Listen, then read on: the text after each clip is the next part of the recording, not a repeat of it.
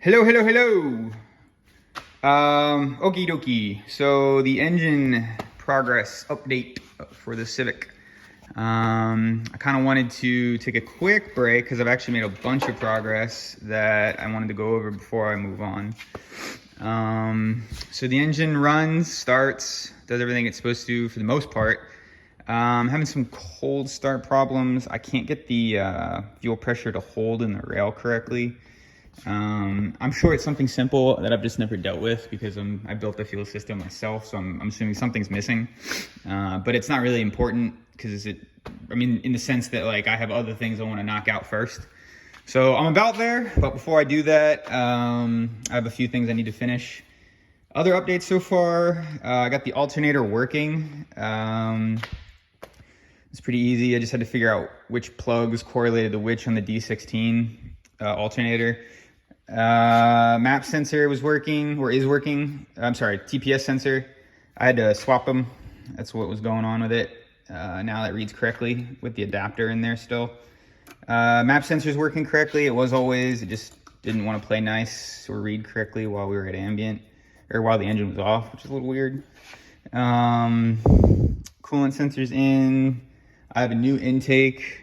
You can kind of see I'm going to stick with the V-band clamps thing I invented for now, just to see how it holds. The first one cracked, but it was only a millimeter thick, so I just upped it.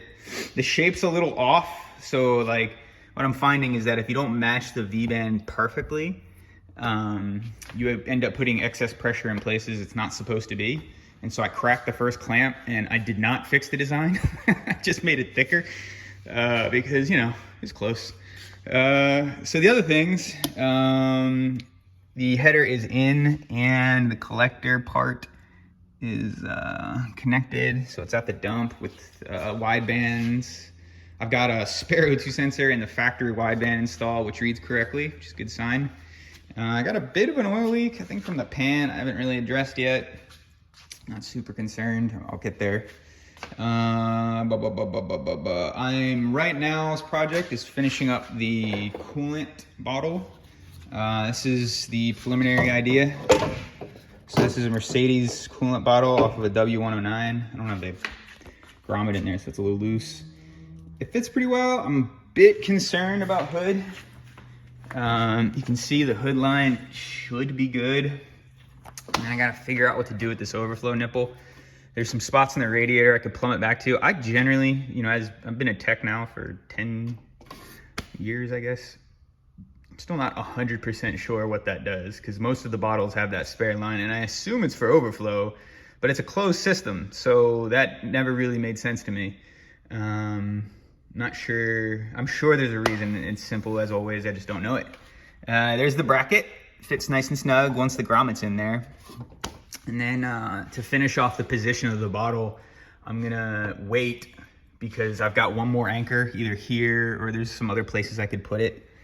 And it also does have a level sensor, which I can plumb in because the factory cluster does have a spot for that, I believe. Yeah, radiator, just retest fit, put some new brackets in that I printed. I think this might be PLA. I don't remember. I'd have to go back and watch. So I'm thinking about just reprinting it to that ASA stuff I've been using. It's really good. Other than that, it's about it. It's getting really close. I have to fix the TPS sensor and then I have to tackle the shift gate, which I'm sure is going to be super fun. Not really sure how I'm going to fix that because I don't think it shifts right. I got it to shift correctly for a little bit, but I don't know. I'm gonna screw with it when I get there. Other than that, I've got the seat and everything in. I think I already covered that. And I intend to now put in final assembly for the center console and key assembly. Levi broke the last one because he's a jerk and he's mean. And he just came over and he was just like, pow, and he knocked it over. And then he looked at me and then he left. And it was kind of, disappointing because I'm making this car and all for him. So thanks a lot, man. Other than that, we're good to go. Oh yeah, water pump. I'm about to turn this sucker on. So the plan right now is to use the thermatic switch for the coolant temp sensor, which normally controls the fans. I'm gonna wire it into a relay that passes voltage through a blower motor resistor. And the theory there is these things apparently overcool, and I watched a few videos of people installing them, and if you watch their coolant temps, they're hovering around like 150, 160, which is too cold. Engine wants to be closer to 200. And so, you know, ideally, or if I had to guess, I'd say a lot of that has to do with the fact that A, there's no thermostat anymore, but B, they don't really have a way to slow down the pump or to mitigate performance. So they just let it run full speed, and that's what's causing the overcooling. So I'd imagine as long as we can slow the pump down, I should reduce cooling efficiency and therefore allow the motor to reheat. It's a theory, you know, we'll see. Yeah, but other than that, it's pretty much done. Well, no, it's not done, but it's close. Okay, update complete.